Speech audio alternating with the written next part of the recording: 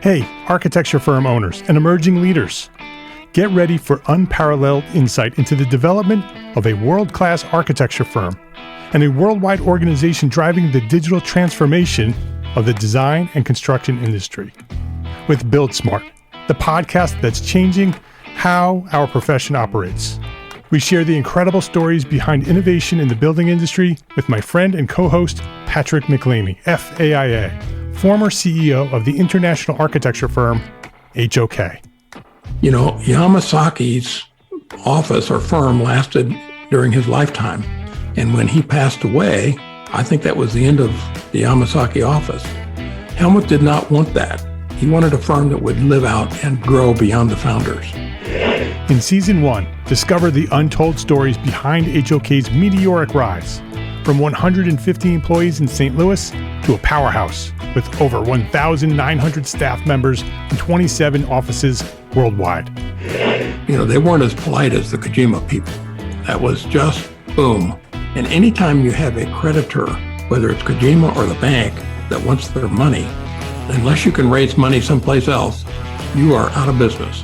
Bankrupt.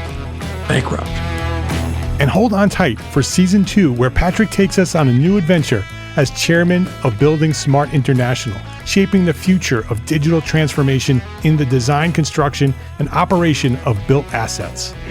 Ian Howell, Ken Harold, and I, Ken was my technical representative from HOK. The three of us took a tour of Europe of 5 cities in 5 days. Very busy time. Simply follow the link in the show notes to subscribe to Build Smart now and uncover lessons that will transform you and your architecture firm.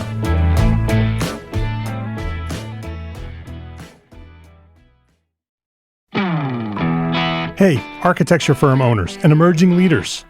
Get ready for unparalleled insight into the development of a world-class architecture firm and a worldwide organization driving the digital transformation of the design and construction industry. With Build Smart, the podcast that's changing how our profession operates. We share the incredible stories behind innovation in the building industry with my friend and co-host, Patrick McLeamy, FAIA, former CEO of the international architecture firm, HOK. You know, Yamasaki's office or firm lasted during his lifetime. And when he passed away, I think that was the end of the Yamasaki office. Helmut did not want that. He wanted a firm that would live out and grow beyond the founders. In Season 1, discover the untold stories behind HOK's meteoric rise, from 150 employees in St. Louis to a powerhouse with over 1,900 staff members and 27 offices worldwide. You know, they weren't as polite as the Kojima people. That was just boom. And anytime you have a creditor, whether it's Kojima or the bank, that wants their money, unless you can raise money someplace else, you are out of business. Bankrupt.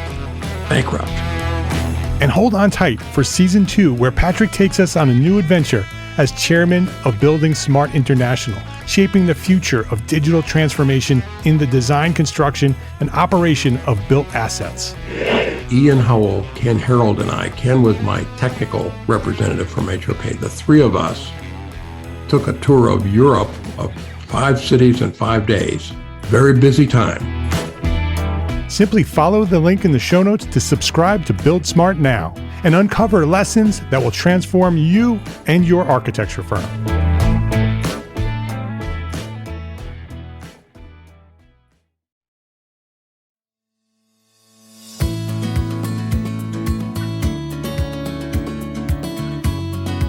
My name is Mark R. LePage, and you are listening to Entre Architect Podcast, where each week I speak with inspiring, passionate people who share their knowledge and expertise, all to help you build a better business as a small firm entrepreneur architect. Richard Cole, welcome to Entre Architect Podcast. Thank you. Great to be here. I'm excited. It's great to have you here. This is an episode that I hope will become a resource for our community. Often the topic of the EOS, the Entrepreneurial Operating System, comes up. I don't know if it was, and maybe you can tell me, was it introduced in Gino Wickman's book Traction, or Was it done before that and traction came after the system?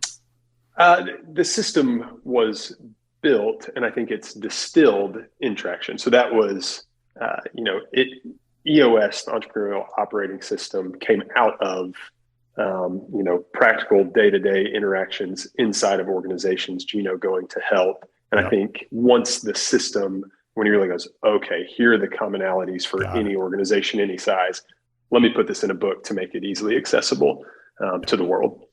But often people are introduced to it through the book Traction. Absolutely. Absolutely. It's a book that we often recommend here at EntreArchitect. Traction, it's called Get a Grip on Your Business is the subtitle. Gino Wickman is the author. And so we'll have a link to that book on the show notes as well. Richard, let me introduce you so people understand a little bit of your background, Sure. and then we'll jump into having a conversation. Over the last 20 years, Richard Cole has been on a path that helped him discover and define his professional mission, helping organizations be healthy so that their people can live better lives. The mission has been honed through launching and leading organizations in the nonprofit, hospitality, e-commerce, and logistics spaces. In his last company, he was introduced to the Entrepreneurial Operating System, EOS, and saw that it was by far the most effective model for building healthy organizations and therefore the most effective way to deliver on his mission. He now spends his professional time helping other companies implement EOS so that they can experience the joy of operating at their best. This is something that I'm sure, Richard, our listeners are nodding their head. Yes, finally, a system that's going to help us make sense of these things that we have called businesses. We are talking to thousands of small firm architects, many of them business owners. Architects are not taught business in business school. And so many of us are struggling, which is why EntreArchitect exists, to help architects build better businesses. And so I'm really excited to have this conversation and understand a little bit more about EOS and how we might be able to apply it to our small firms.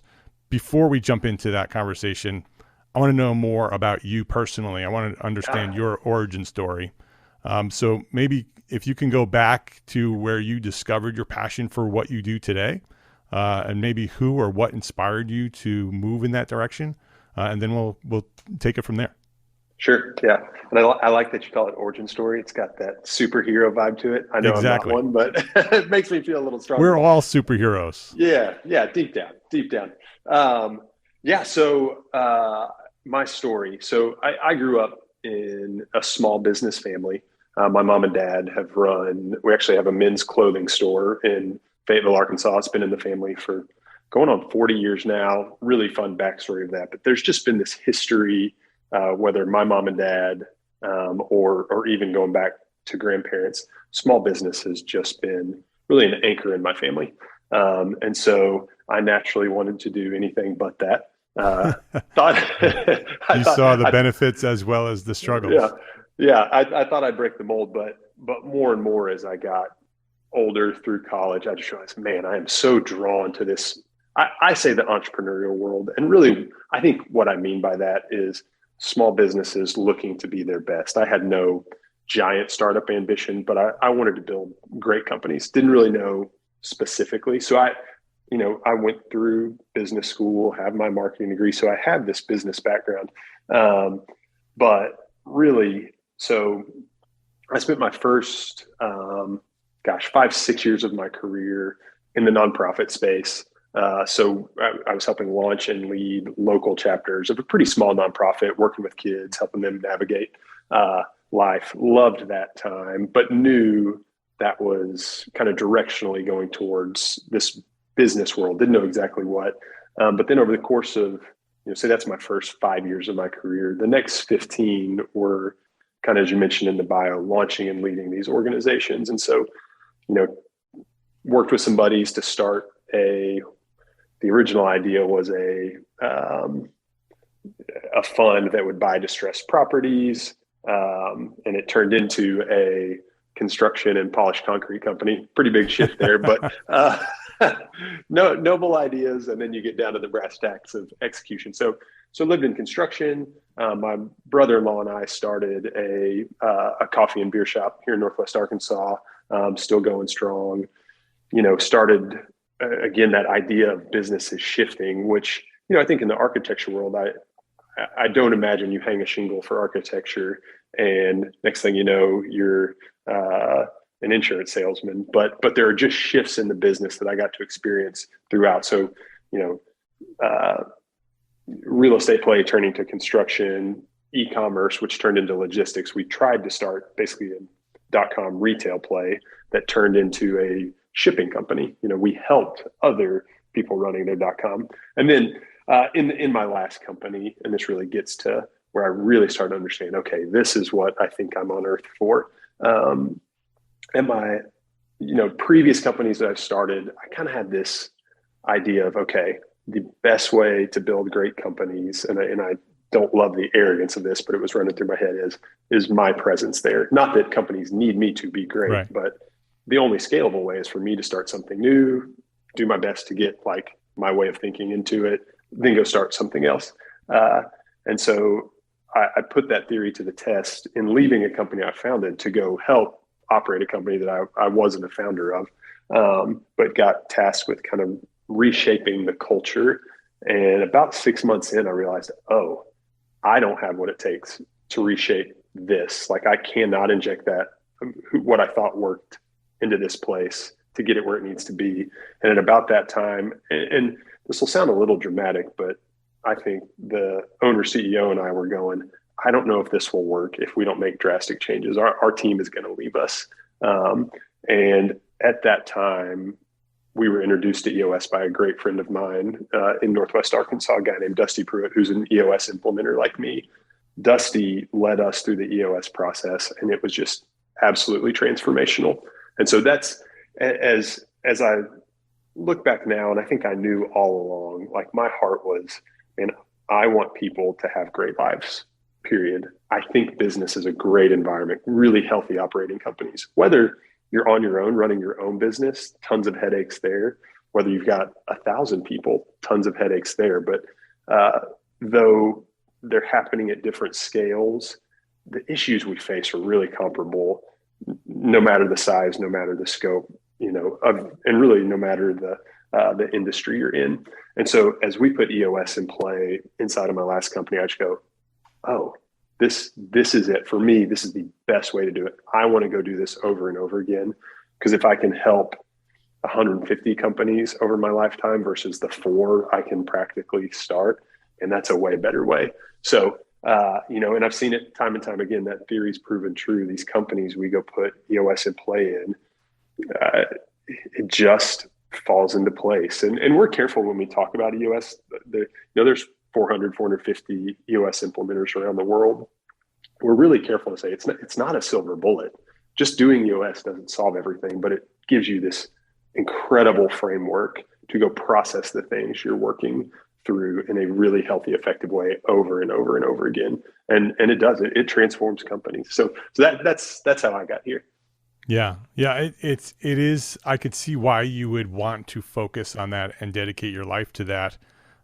Because when a business is running healthy, right, that it's thriving, the people who are part of that system also thrive. They become happier and less stressed, and their lives become better, and everything around them works better. And when it's not healthy, it's the complete opposite. It's stressful and upsetting, and your personal life falls apart, and your family suffers from it. The employees in your firm suffer from it.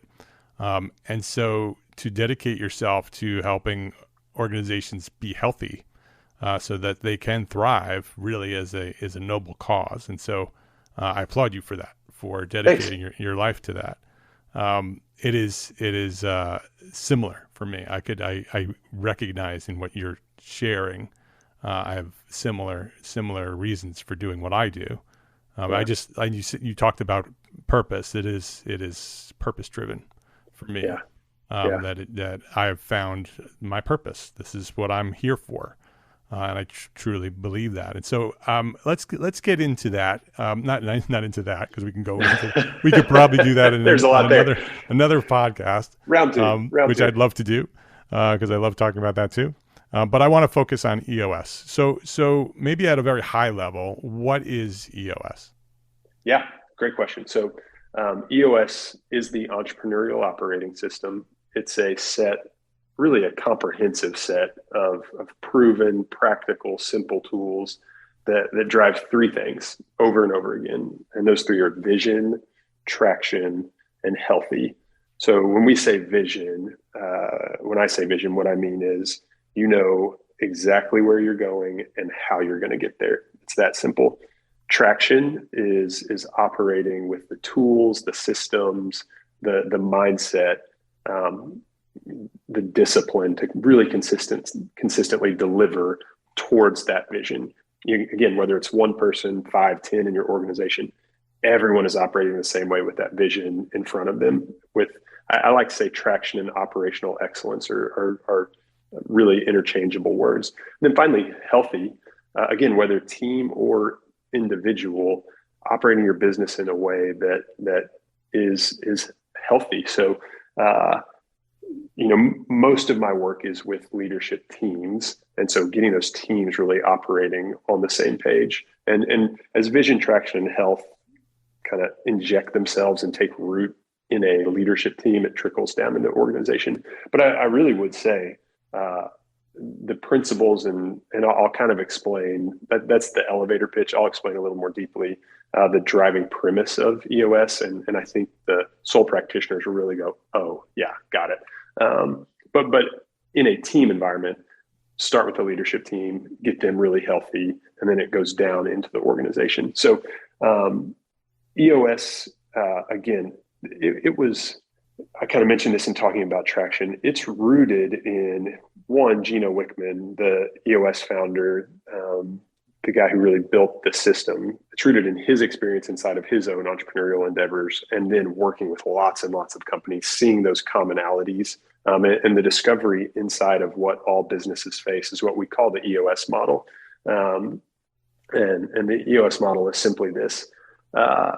Every organization operates with 6 key components.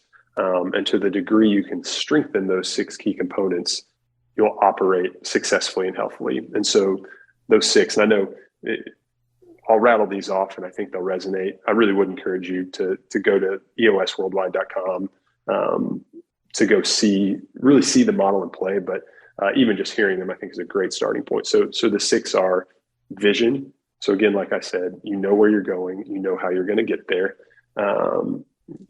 Included in that are things like your core values, your purpose, and then down to the brass tacks of what do we need to accomplish this year, these 90 days. That lives in that vision component. People, again, individual or a team, you got to have the right people in the right seats. You got to have the right people to go deliver against that vision.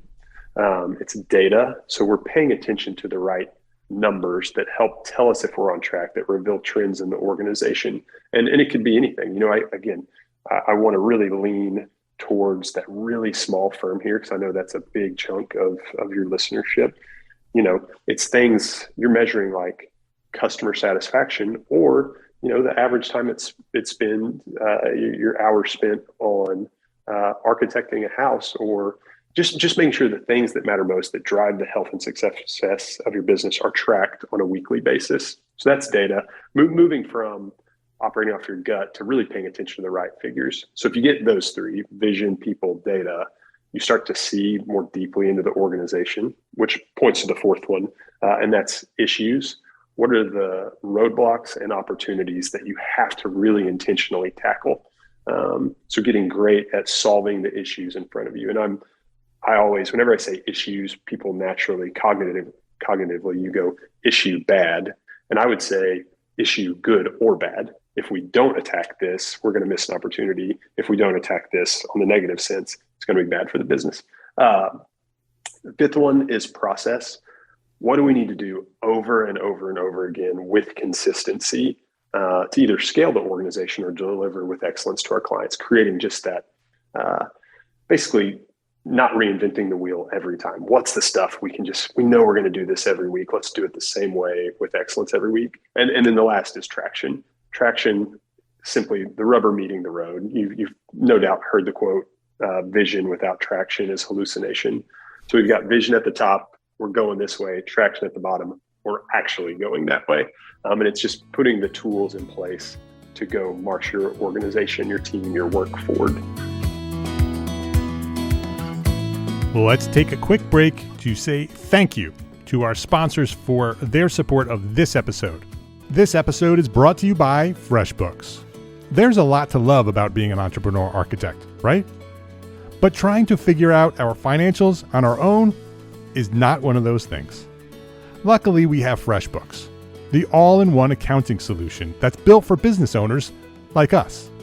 FreshBooks takes all the not-so-fun parts of running a business, from building and tracking invoices, to managing online payments, to organizing expenses, and automates them with features like the digital bills and receipt scanner, saving you up to 11 hours a week in the process.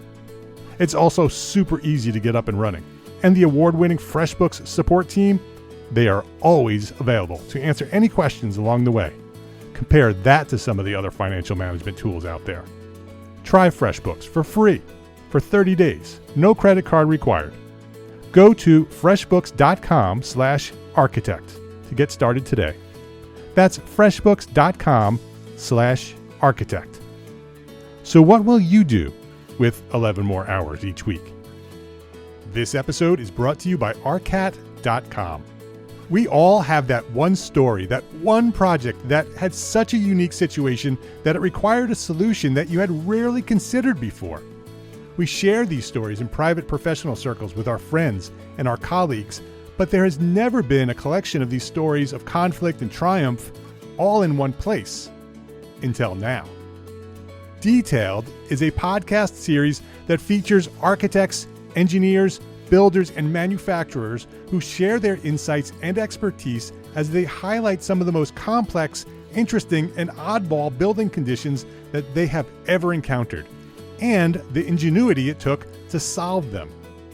Join host Charisse Lakeside, aka CSI Kraken, a senior specifications writer at RDH Building Science, as she uncovers lessons learned to help you navigate similar challenges that may arise in your next project. Detailed, an original podcast by ARCAT. Listen and subscribe right now at arcat.com/podcast. That's arcat.com/podcast. arcat.com/podcast. Detailed. Every building has a story. Please visit our sponsors today and thank them. Thank them for supporting you, the Entre Architect community. Maybe in order to help listeners understand it a little bit better. So the 6 are vision, people, data, issues, process, and traction. Could you maybe share a story maybe of one of the companies that you've worked with, or maybe the company that you turned around when introducing EOS, and maybe take us through that process and share like how each one of those steps affected the company? Yeah. Yes.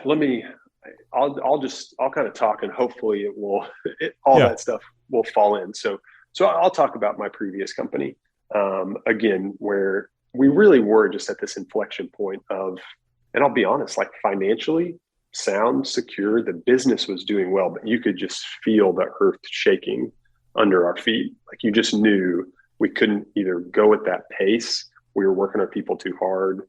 And just the culture was just not healthy. You know, when I go back to my mission, we weren't a healthy company, and so our people weren't healthy.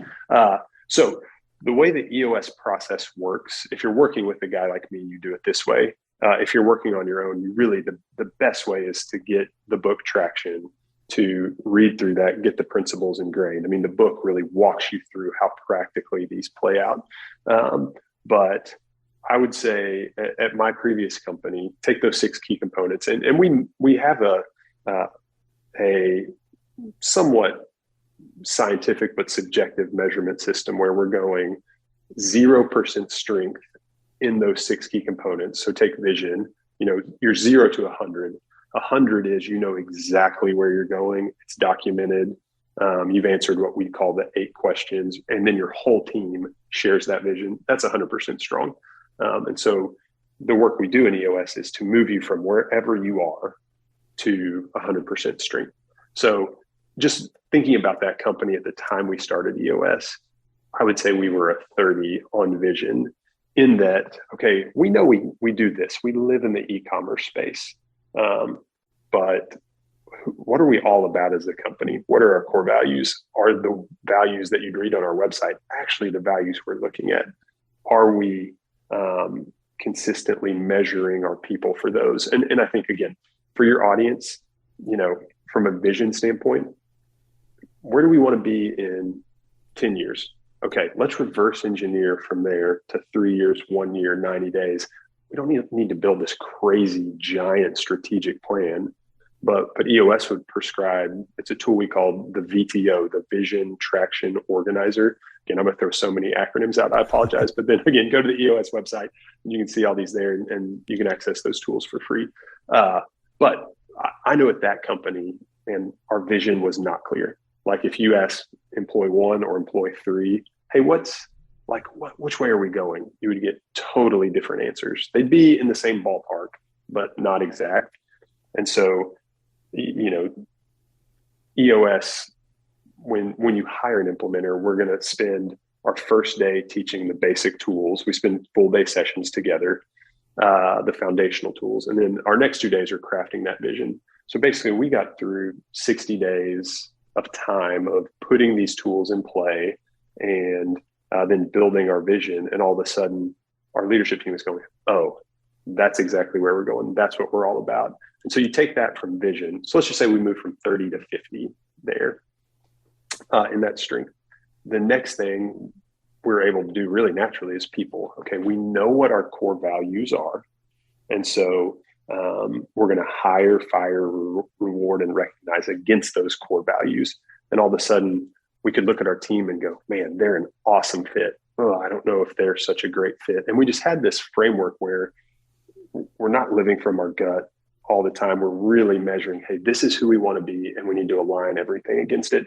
And so at the risk of going really long, you can see a similar process happening in all of those components. And it was not overnight. It was not magic, but we're coming up on 3 years, 4 years since we put EOS in play at this company. And it went from, 12 people in a somewhat messy environment, not directionally clear, definitely not healthy, doing okay on traction. If we look at vision, traction, health, to 50 people and just ripping down the road towards that vision.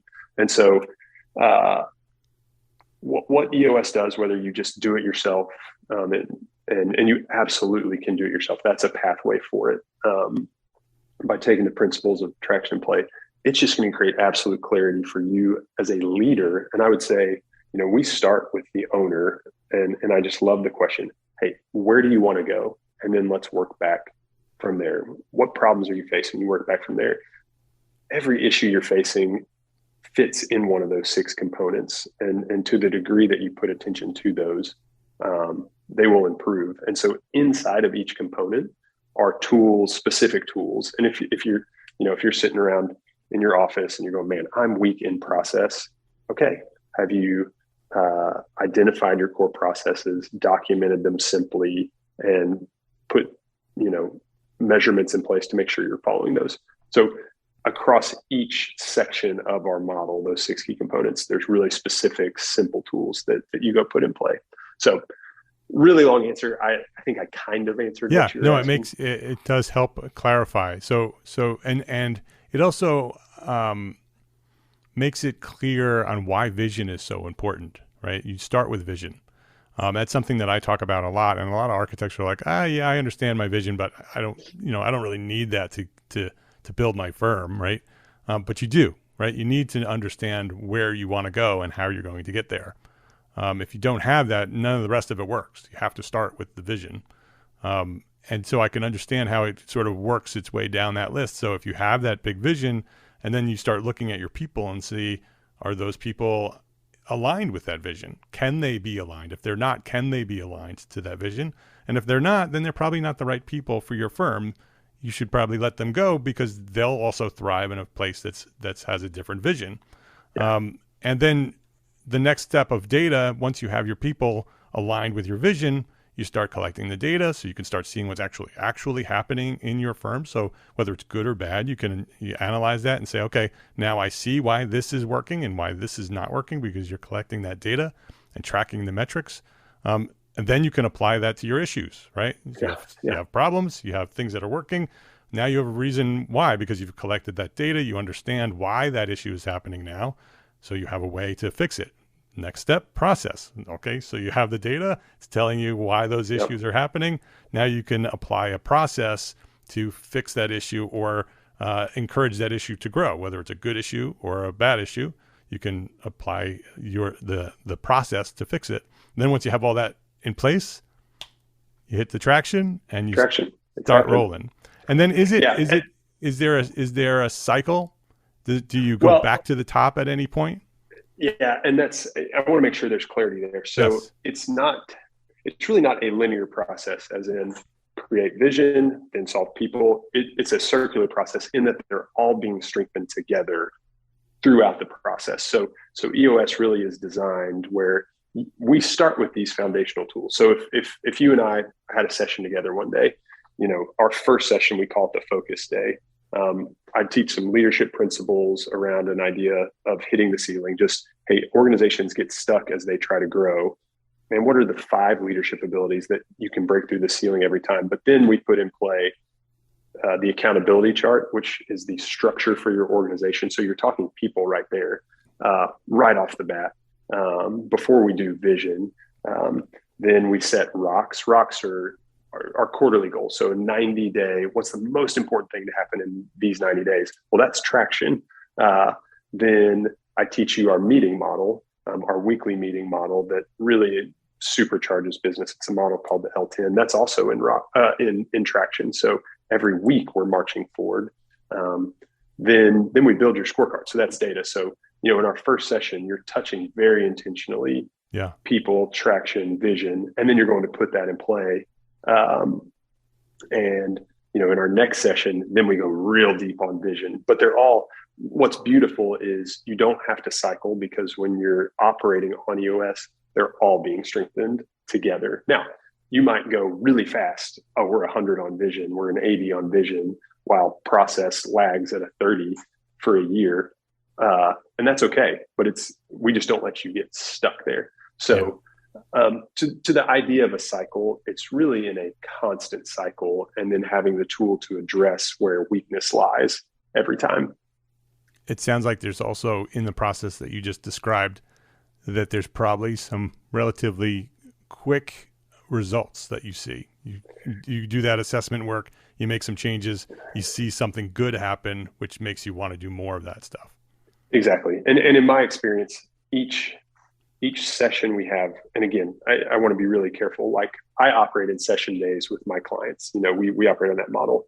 But I read traction in business 3 and kind of quietly put some stuff in place, and was just, as an individual, trying to implement. And I saw fruit there too. But there's so many light bulb moments when you build your structure for the first time. And inside of that structuring, I think this is a great thing to hold on to if you're listening.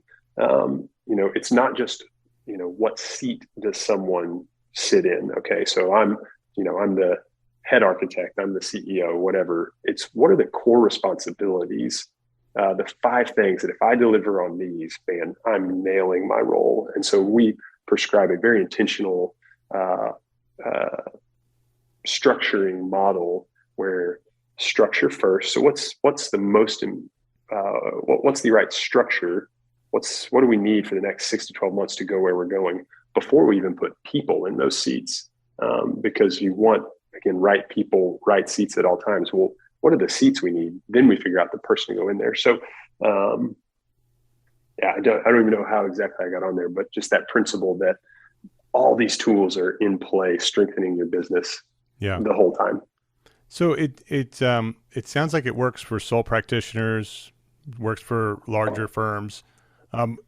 If a sole practitioner wanted to get started, would you recommend starting with the book? I really would. I think, as I look back on my career, yeah, I had a business degree, but the practicalities of day in, day out, managing and executing a business really well, that's not what I was taught. Traction is the most practical way to go. Oh, here's a model for running my business.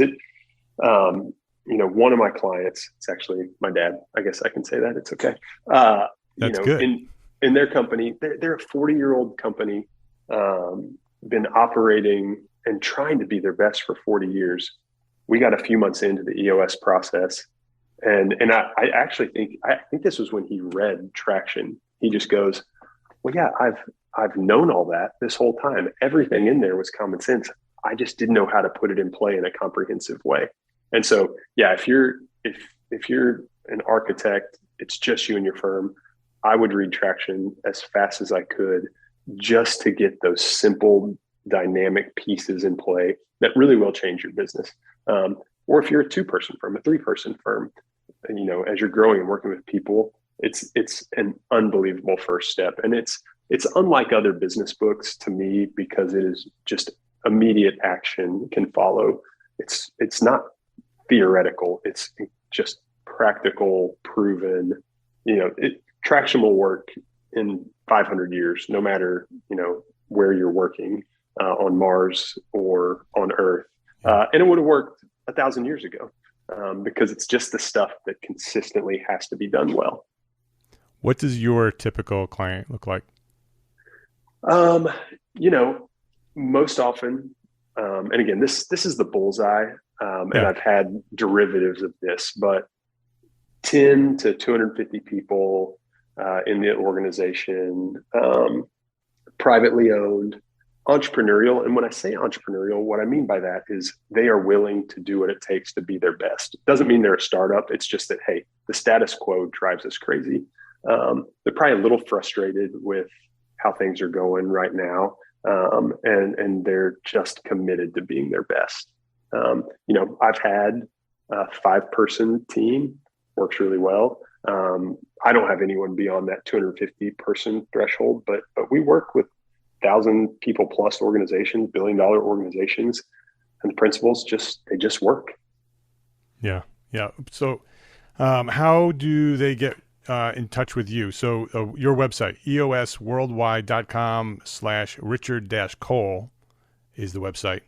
Yeah. Anybody wanted to reach out to you directly. Also, you had talked about earlier about resources. So in addition to the book, architects can get some free resources. Absolutely. So on my website, there's a resource tab there, and it's the tools inside the EOS toolbox, and there's great descriptions of those. I really would. I'd start with Traction. It is just a fantastic read. I think anyone who owns their own company should read it, whether they use the principles exactly or not, though I hope they would. It's going to just challenge their thinking on how they operate the business. My website, great place to see more detail on how EOS actually plays out. You can see the visual of the model. You can see how the process works if you work with me. But at the same time, we're all about help first. So my website is really a treasure trove of materials for operating business. Whether I know you're ever there or not, I don't care. I want you to have a healthy company so your people are healthy, so you as an individual are healthy. So great place to start is the book or the website, either way. But I really would recommend reading or listening to Traction, and then just looking at those tools. There's stuff that will help you. There's no doubt in my mind. Great. We'll have links to all of that on the show notes, the book, the website, everything will be there. Just go to the episode for this, the show notes for this episode, and they'll all be waiting for you there. Richard, before we wrap things up, I want to ask you, what is one thing that a small firm architect can do today to build a better business for tomorrow? Yeah. I've been chewing on this, and what I've come to is I would encourage you to ask yourself the question, what do I want from my business? Simply that. Really chew on that question. And once you have that answer clarified, engineer your business and your operations against that. So I would take time today, tomorrow, go sit at a coffee shop for an hour. What do I want for my business? And just let the pen flow and see what comes out, and make sure the work you're doing is aligning you towards that. It's a great first step. Great advice. Richard Cole is his name. Again, the website, eosworldwide.com/Richard-Cole. Free resources. You can connect with Richard there if you want to take it to the next step there. Richard, thank you for dedicating yourself to this. Thank you for helping businesses be more healthy. When businesses are more healthy, people are happier. And our world needs a lot more happy people. So I appreciate you for doing the work that you do. And I appreciate you for coming by here and sharing your knowledge on EOS at the Entre Architect podcast. Well, I'm honored and I'm grateful, and I hope this really benefits architects and anyone in your environment who's listening to you. I really believe it can make a difference, Mark. You're doing great work, just to hear the alignment of our vision. So I'm truly honored to be here. I wanted to just jump in here before we wrap things up. If this episode resonated with you, if this is something that you're interested in with this EOS system, and going through your architecture firm and doing some analysis work, some vision, looking at your people, data, at the Entre Architect annual meeting in November, we have a 90-minute business strategy session that's going to be based on the EOS. And so you should join us. You should go to entrearchitect.com/annual meeting. Check out all the information about our conference for small firm architects. It's November 1st through November 3rd in Austin, Texas. And we're going to do some EOS work. So join us at the Entre Architect annual meeting. If you liked this episode of Entre Architect Podcast, please share a rating, write a review, go write a review. I would love to know what you think of this podcast, and it helps other architects find us. So go do 5-star rating if you like it. Share, write a review. I'd love it. And share a link to this episode with a friend, because that's how we've grown. That's how Entre Architect has grown to serve thousands of architects throughout the world, just like you. Thank you to our sponsors, ARCAT and FreshBooks, for their support of this episode. I ask you to support them because they support us. And if they're supporting us, they're supporting you. So go support them. Got it? Go support our sponsors. Links to our sponsors, so you can click on those links and go right to them. Links to our sponsors and all the resources we shared today are available at the show notes for this episode at entrearchitect.com/podcast. All the shows are there. entrearchitect.com/podcast. Entre Architect is a member of the Gable Media Podcast Network. Gable Media is curated thought leadership for an audience dedicated to building a better world. Listen and subscribe to all the shows. I think there are 11 of them there now. Go there, gablemedia.com. That's GABL media.com. And I hope you're going to join us in Austin, November 1st through November 3rd, 2022. Those are the dates for the Entre Architect Community Annual Meeting, our first ever live and in-person conference for you, the small firm architect community. Visit entrearchitect.com/annual meeting right now to learn more. That's entrearchitect.com/annual meeting, and I will see you in Austin in November. Don't miss this. This is going to be great. entrearchitect.com/annual meeting. It's a conference for you, small firm architects. Thank you for listening today to this episode of Entre Architect Podcast. Love, learn, and share what you know.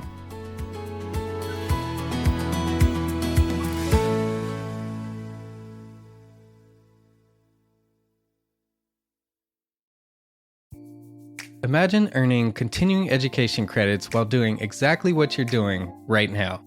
Well, you can. Gable Media has revolutionized the way you earn your continuing education credits with a groundbreaking approach. Forget running around town and scouring the internet for credit-worthy courses. Fulfill your CE requirements effortlessly by listening to engaging podcasts just like the one you're listening to now.